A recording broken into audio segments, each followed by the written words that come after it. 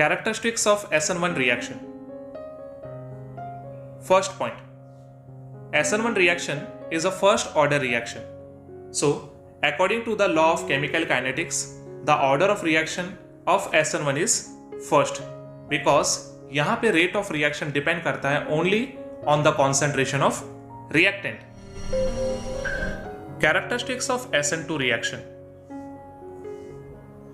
First point, SN2 reaction is a second order reaction.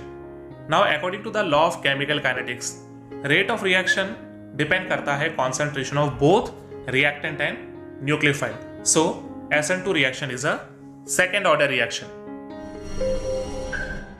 Characteristics of SN1 reaction. Second point, rate of reaction depends on the concentration of substrate only. As we know that कि SN1 reaction दो steps में complete होता है, जिसमें first step जो है it was slow and rate determining step, जहां पे हमारा reactant that is halo alkane dissociate होता है by heterolytic fusion. So that reaction is actually rate determining step, जहां पे हमारा रेट ऑफ रिएक्शन डिपेंड करेगा only on the concentration of halo alkane which is our reactant and it is also called as substrate. Characteristics of SN2 reaction.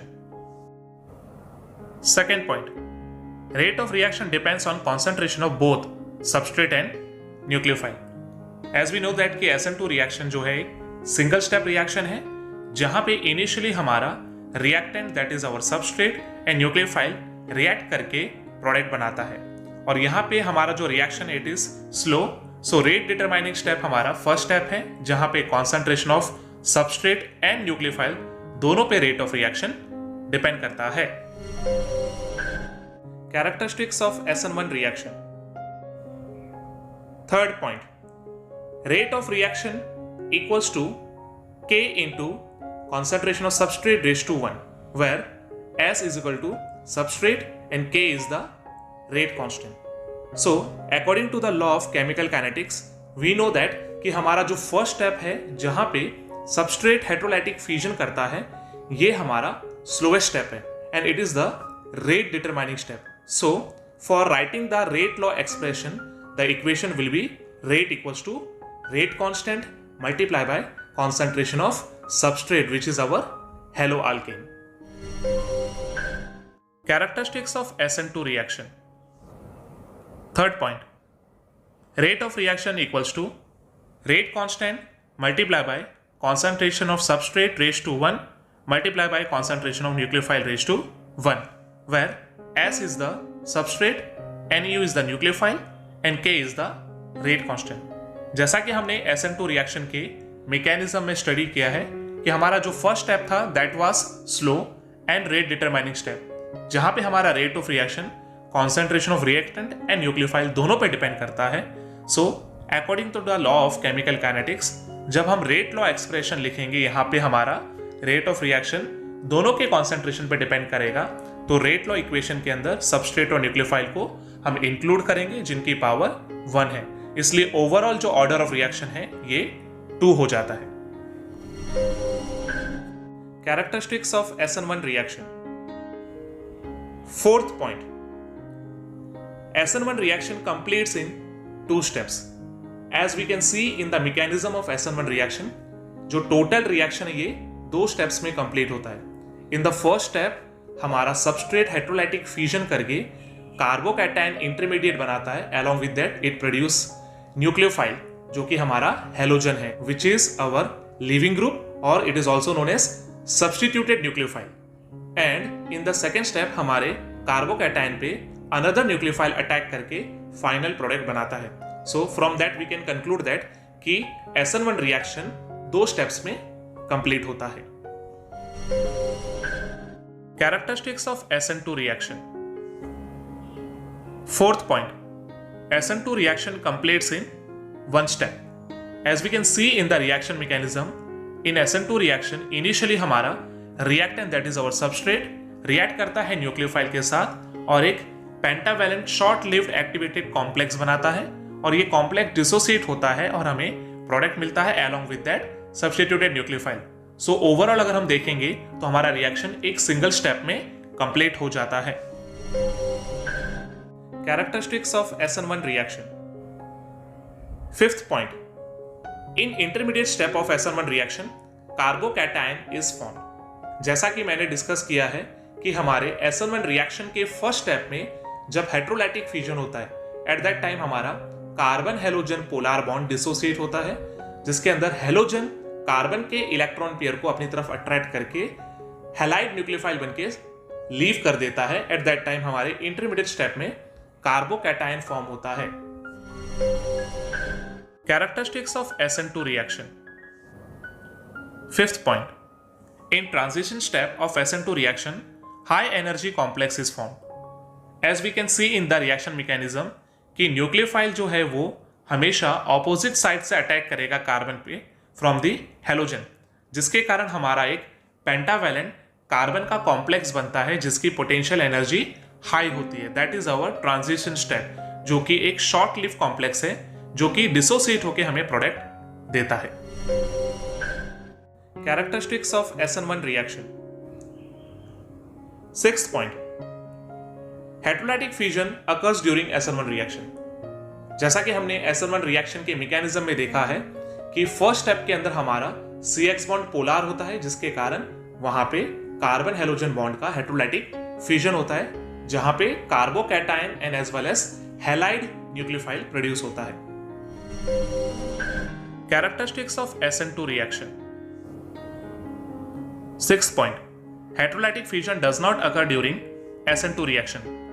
As we know that कि in SN2 reaction reactivity highest होती है alkyl halide की, जो कि primary haloalkane होते हैं। अगर primary haloalkane heterolytic fusion करेंगे then they will produce primary carbocations जो कि highly unstable होते हैं। So generally heterolytic fusion जो है ये SN2 reaction में नहीं होता है, because यहाँ पे SN2 reaction के अंदर न्यूक्लियोफाइल हेलो अल्केन के अंदर हेलोजन के प्रेजेंस में ही अटैक करते हैं। हेलोजन इनिशियली डिटैच होकर कार्बोकैटायन फॉर्म नहीं करता है। Characteristics of SN1 reaction. Seventh point, hybridization of carbon atom changes to sp2 from sp3 during intermediate state. Now in the reaction mechanism of SN1, in the first step जहां पे reactant that is substrate react करता है, at that time hybridization of carbon was sp3 because it has 4 single bond and it has 3-dimensional structure. लेकिन in the first step after the heterolytic fusion it produces carbocation, जहां पे structure trigonal planar होता है and at that time carbon forms only 3 bonds. So we can say that कि hybridization carbon का in carbocation is sp2. So hybridization of carbon was initially sp3 in haloalkane, but when it forms carbocation in the intermediate step, it changes to sp2. Characteristics of SN2 reaction. Seventh point, hybridization of carbon atom changes to sp2 from sp3 in the transition state. Now, in the reaction mechanism of SN2, we know that कि बीच में हमारा एक activated complex बनता है जो कि pentavalent carbon होता है, जहां पे कार्बन 3 नॉर्मल बॉन्ड बनाता है और 2 पार्शियल बॉन्ड बनाता है। ना ये जो पार्शियल बॉन्ड है इनको हम हाइब्रिडाइजेशन में काउंट नहीं करते हैं। इनिशियली हेलो अल्केन जो था there the hybridization of carbon was sp3, लेकिन ट्रांजिशन स्टेट में जो एक्टिवेटेड कॉम्प्लेक्स फॉर्म होता है here the hybridization changes to sp2. Characteristics of SN1 reaction. Eighth point, SN1 reaction requires less energy and it is obtained from the polar solvent like water, alcohol, etc. In SN1 reaction in the first step जहां पे heterolytic fusion होता है, at that time it requires energy for the fusion, as well as during this fusion carbocation and halide ion produce होते हैं which requires stabilization. So for that polar solvents which are protic solvents are good for the reaction. It provides energy for the dissociation of the bond and it also stabilizes the carbocation and halide ion which are produced in the first step. Characteristics of SN2 reaction. Eighth point, in SN2 reaction it requires more energy which is obtained from polar aprotic solvents like DMF and DMS. Now in the reaction mechanism of SN2 we know that कि यहाँ पे हमारा nucleophile भी reaction में involve होता है. Now polar aprotic solvent जो होते हैं ये एक्चुअली कार्बोकैटायंस को स्टेबलाइज करते हैं by the process of solvation, but it do not solvate the negative ions that is nucleophiles. So जिसके कारण न्यूक्लियोफाइल्स को रिएक्शन में पार्टिसिपेट करना पड़ता है. So we can say that कि SN2 रिएक्शन जो है इनकी रिएक्टिविटी इंक्रीज होती है in the presence of polar aprotic solvents. Characteristics of SN1 reaction. Ninth point. Mirror images or optically active isomers are formed, that is enantiomers are formed. Now, during SN1 reaction in the second step, that is final step, product जो हमें मिलता है they are actually mirror images. One is the inversion product and second one is the retention product. As we know that कि अगर हमारे reactant के configuration से product का कन्फिगरेशन ऑपोजिट होता है, that means the direction of nucleophile attached initially in the halo alkane is opposite than the nucleophile attached in the product, then it is inversion product. और अगर हमारे halo alkane के अंदर जो halogen nucleophile है at the same point हमारा hydroxyl nucleophile attack कर रहा है on the same side, then the product is retention. That means there is a possibility of 2 mirror images in the SN1 reaction. And another factor is that अगर initially hello alkane हमने जो react किया it was optically active, that means इसके चारों valencies 4 different group satisfy कर रहे हैं. Eight that time जो हमारा प्रोडक्ट बनेगा they are also mirror images, but now they are optically active mirror images. Now at that time हम उन्हें ऑप्टिकली एक्टिव आइसोमर्स बुलाते हैं which are also known as enantiomers, और इस मिक्सचर को हम लोग रेजिनिक मिक्सचर बुलाते हैं. Characteristics of SN2 reaction. Ninth point. In SN2 reaction, product with inverse configuration is formed. Now in the reaction mechanism of SN2, we can see that कि हमारा जो attacking nucleophile है वो हमेशा अटैक करेगा from the opposite side of halogen, because halogen जो है ये electron rich है, it is electronegative in nature, जो कि हमारे nucleophile को repel करेगा. सो हमेशा न्यूक्लियोफाइल ऑपोजिट साइड से अटैक करेगा फ्रॉम द हेलोजन साइड, जिसके कारण उनके बीच में 180 डिग्री बॉन्ड एंगल होगा, और इसके कारण जो भी हमारा प्रोडक्ट फॉर्म होगा it will have always inverse configuration than the reactant. That means halogen हमारे कार्बन के जिस साइड से अटैच था इन द रिएक्टेंट, हमेशा हमारा अटैकिंग न्यूक्लियोफाइल उस कार्बन पे ऑपोजिट साइड से अटैच होगा इन the product. Characteristics of SN1 reaction. 10th point. Order of reactivity of SN1 reaction. Maximum reactivity is based on the stability of carbocations formed in the first step. So in terms of stability, benzyl carbocation has highest stability because of more number of resonance structure. Then allylic carbocation has less stability than benzylic carbocation. It is also because of resonance structure.